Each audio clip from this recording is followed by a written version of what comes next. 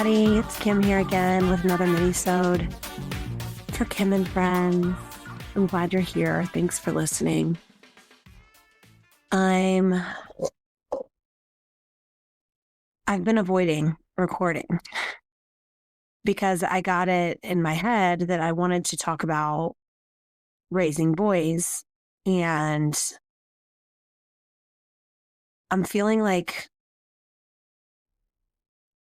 sort of scared to talk about this topic for some reason, and I don't think I've landed on exactly why yet.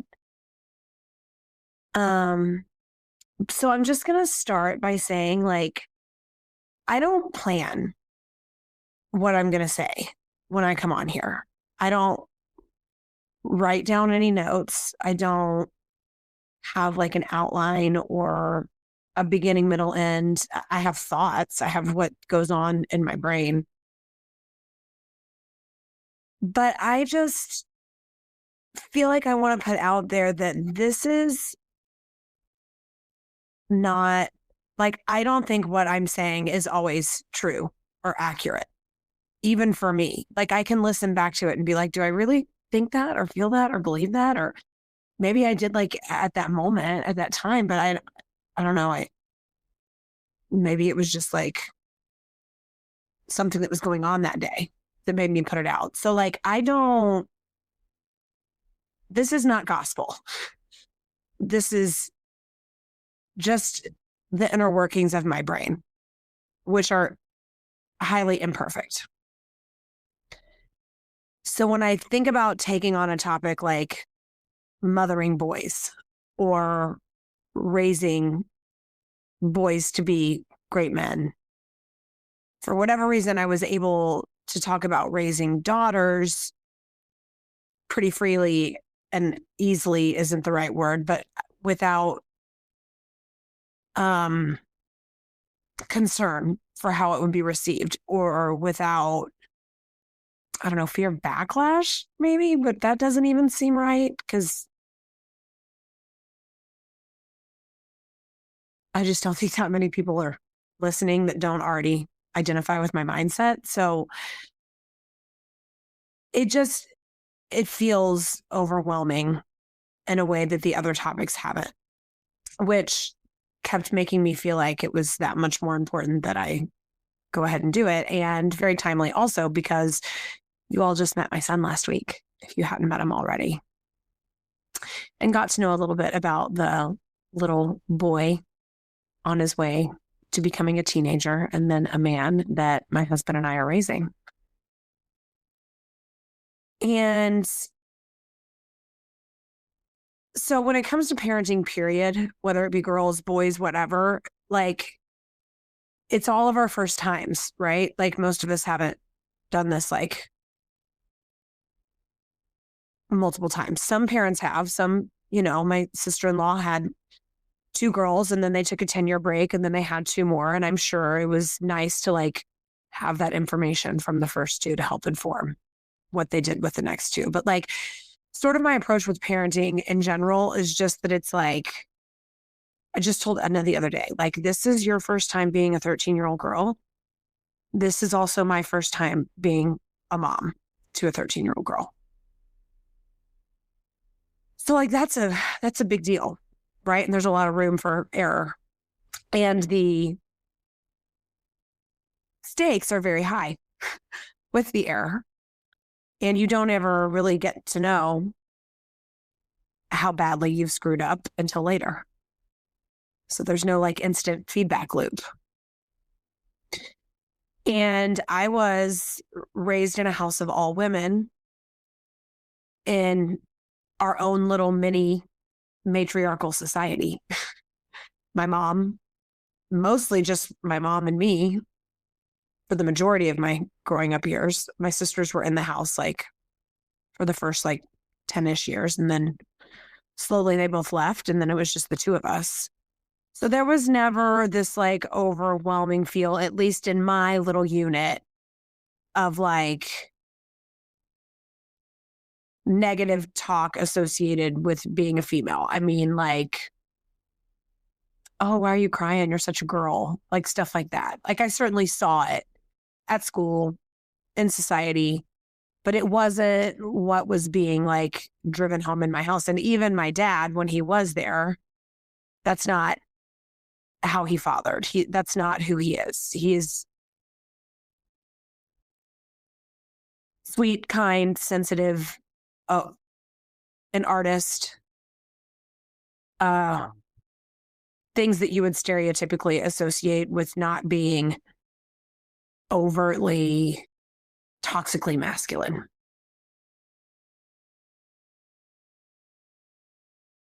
So it's more the way society has informed me about men and what they're supposed to be and how they're supposed to interact, and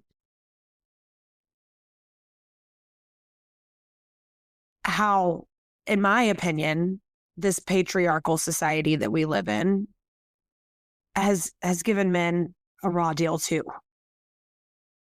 And I don't think I hear it described that way very often. I also just want to take a beat and say that, like, I recognize the privilege that it is to live in this country. And I recognize that there are much worse patriarchal societies on this planet existing right now. But that doesn't mean we can't do better.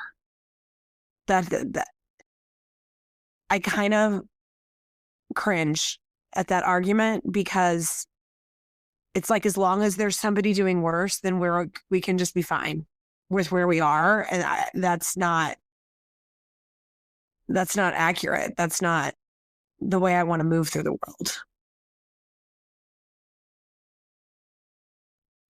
And I also don't see us moving away from a patriarchy as us taking something away from men.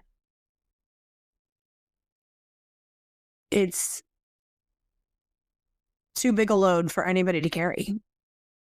And I don't think it's tag y'all are out and now women were in, and now we're in a matriarchal society. I feel like we can move towards, or at least raise our sons and our daughters towards a place of equity, no matter how you identify gender-wise.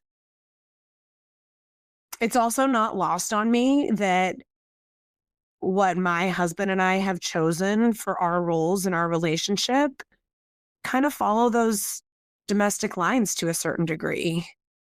He is the primary breadwinner. I am doing the majority of the kid running and the paper signing and the field trip attending and the meal cooking. Can't say that about the cleaning. He's a good cleaner. And I am not. But I guess I don't feel like I'm raising my son that much differently than I'm raising my daughter. And that's a gross understatement, because he is going to encounter the world in a different way, and we're going to come across situations that he's going to have to deal with that Edna won't, and vice versa. But at its simplest, I just want my kids to know that home is always safe, no matter if you're angry or sad or acting out or wanting to be left alone or need to take something out on me that doesn't have to do with me at all. I feel like it all starts in the home with whatever your parental unit looks like in your home. For us, with me and with Daniel. And we try to keep level expectations for both of our kids chore-wise at their age level. I'm really sensitive to that. I don't want my son, not only just because he's a boy, but because he's the youngest, to get off the hook. And Edna, because she's a girl and because she's the oldest, to have to do more domestic chores or have to do more because she's the oldest. I mean, she does more because she's older and she can, but as he ages, we do, they see Daniel mopping floors and cleaning bathrooms, and they see me cleaning bathrooms and cleaning kitchens, and Edna unloads the dishwasher and Goose loads it. And these seem like small, like minor decisions we've made as parents, but I feel like it resonates on a larger scale.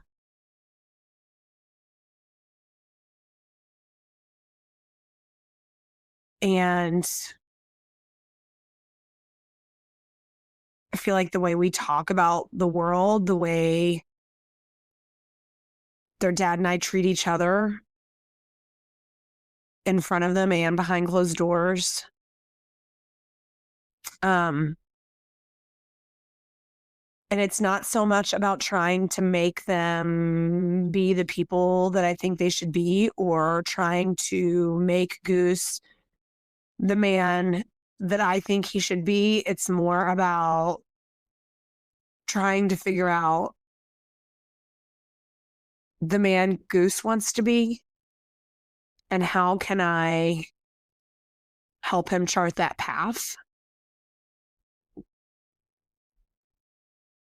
And he's already proving to be quite the sensitive boy, which does not disappoint me one bit. But he has never been told that crying is girly.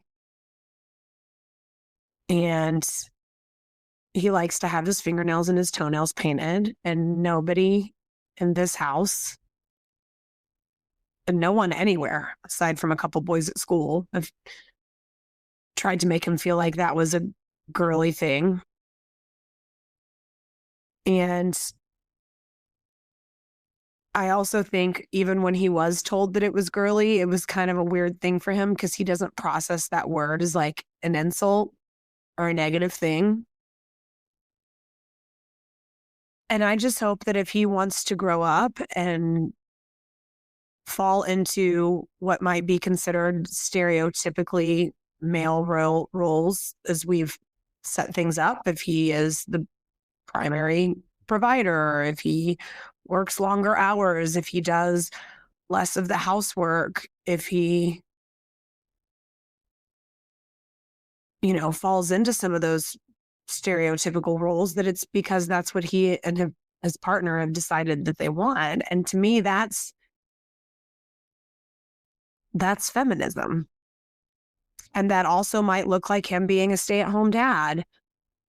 And it doesn't seem like he's really going to play sports. And it looks like he's probably going to be a little more bookish and an inside kid and less of a rough and tumble outside kid, which would typically be considered not as masculine, but not in our house. And I feel like the people we surround ourselves don't look at it that way either.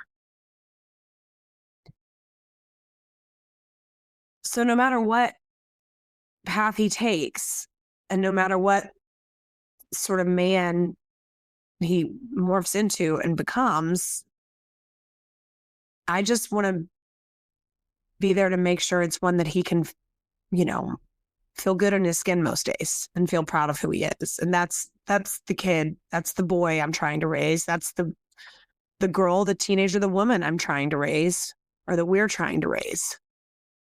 And it does feel like an oversimplification to say that we're just raising them the same, because it's not the same, not just due to their gender, but due to, their age difference, due to their own different personalities. We're going to handle them differently. But I hope that maybe just thinking I am,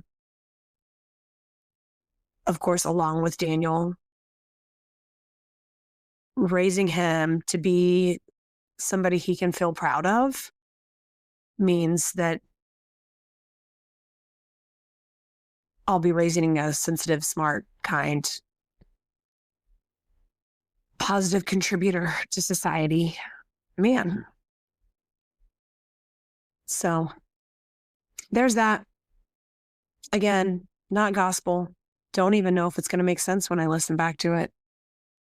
I've been struggling with this one, so I would love to hear what any of you have to add or say, or what this might have stirred up for you, because like I said, this is most of our first times doing this. Anyway, I think I'm going to get Goose to play a song for y'all too, and we'll end with that today. And I'll hopefully see you all next week. I think I'm going to have Edna on. Bye. Morning in Yellowstone.